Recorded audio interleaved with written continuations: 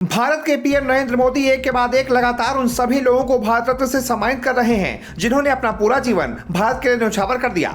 इसी कड़ी में अब पीएम नरेंद्र मोदी ने देश के पूर्व प्रधानमंत्री चौधरी चरण सिंह और पीवी नरसिम्हा राव को भारत रत्न दिए जाने का ऐलान किया है।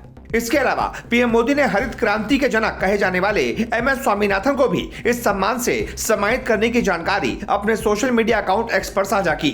जैसे ही यह खबर सोशल मीडिया पर पीएम मोदी ने पोस्ट की, चारों ओर खुशी की लहर दौड़ गई। सबसे बड़ी बात यह रही कि आरएलडी के मुखिया जयंत सिंह के दादा चौधरी चरण सिंह को भारत रत्न दिए जाने पर वो खुशी से फूले नहीं समा रहे और उन्होंने तुरंत पीएम मोदी की पोस्ट को रिपोस्ट करते हुए लिखा, दिल जीत लिया। पीएम मोदी ने एक ही दिन में देश की 3 हस्तियों को भारत रत्न से सम्मानित करने की घोषणा करके पूरे देश में खुशी की लहर दौड़ा दी। लेकिन वहीं दूसरी ओर विपक्षी खेमे में खलबली मच गई, क्योंकि विपक्षी पार्टी इसे होने वाले चुनाव से जोड़कर देख रही है। पीएम मोदी ने अपने सोशल मीडिया अकाउंट एक्स में लिखा है कि हमारी सरकार का सौभाग्य है कि हमारे देश के पूर्व प्रधानमंत्री चौधरी चरण सिंह जी को भारत रत्न से नवाजा जाएगा।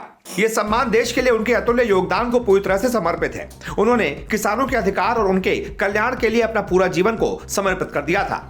उन्होंने ये भी लिखा कि चौधरी चरण सिंह उत्तर प्रदेश के मुख्यमंत्री रहे हों या देश के गृह मंत्री और यहाँ तक कि एक विधायक के रूप में उन्होंने सदा ही देश निर्माण को प्रगति की ओर भेजा है। वो देश में आपातकाल के विरोध में भी डटकर सामने खड़े रहे। हमारे किसान भाई बहनों के लिए उनका समर्पण भाव और आपातकाल के दौरान लोकतंत्र के लिए उनकी प्रतिबद्धता पूरे देश के लिए प्रेरित करने वाली है।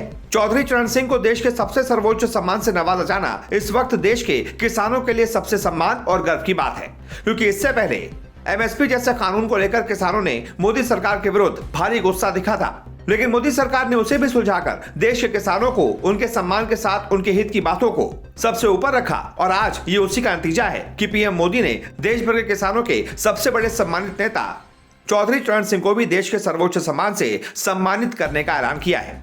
वहीं दूसरी तरफ कांग्रेस की भारत जोड़ो न्याय यात्रा के यूपी में आने से पहले ही इंडिया गठबंधन को करारा झटका देखने को मिला है, लेकिन मोदी सरकार ने उसे भी सुलझाकर देश के किसानों को उनके सम्मान के साथ उनके हित की बातों को सबसे ऊपर रखा। और ये आज उसी का नतीजा है कि पीएम मोदी ने देश भर के किसानों के सबसे बड़े सम्मानित नेता चौधरी चरण सिंह को भी देश के सर्वोच्च सम्मान से सम्मानित करने का ऐलान किया है। वहीं दूसरी तरफ कांग्रेस की भारत जोड़ो न्याय यात्रा के यूपी में आने से पहले ही इंडिया गठबंधन को करारा झटका बीजेपी ने दिया है। यानी कि बीजेपी चारों ओर से इंडिया गठबंधन को घेरकर उसका नामो निशान मिटा देना चाहती है, क्योंकि आगामी लोकसभा चुनाव के लिए बीजेपी आरएलडी के बीच सीटों के बंटवारे पर लगभग सहमति पूरी हो चुकी है।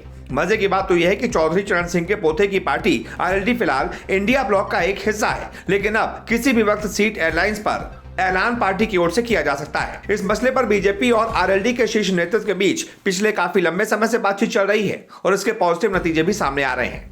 अंदर की खबर यह है कि बीजेपी और आरएलडी में गठबंधन के बाद आरएलडी 2 लोकसभा सीटों पर चुनाव लड़ेगी और ये दोनों लोकसभा सीटें बागपत और बिजनौर होंगी। इसके अलावा जयंत चौधरी की पार्टी आरएलडी को एक राज्यसभा की भी सीट पर चुनाव लड़ने का मौका दिया जाएगा।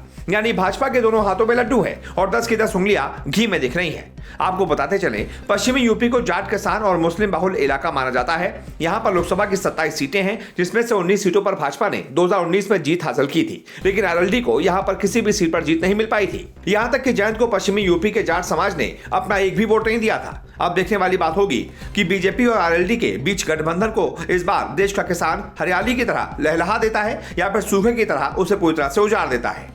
इस महत्वपूर्ण मुद्दे पर आपकी क्या राय है, हमें कमेंट बॉक्स में जरूर बताएं।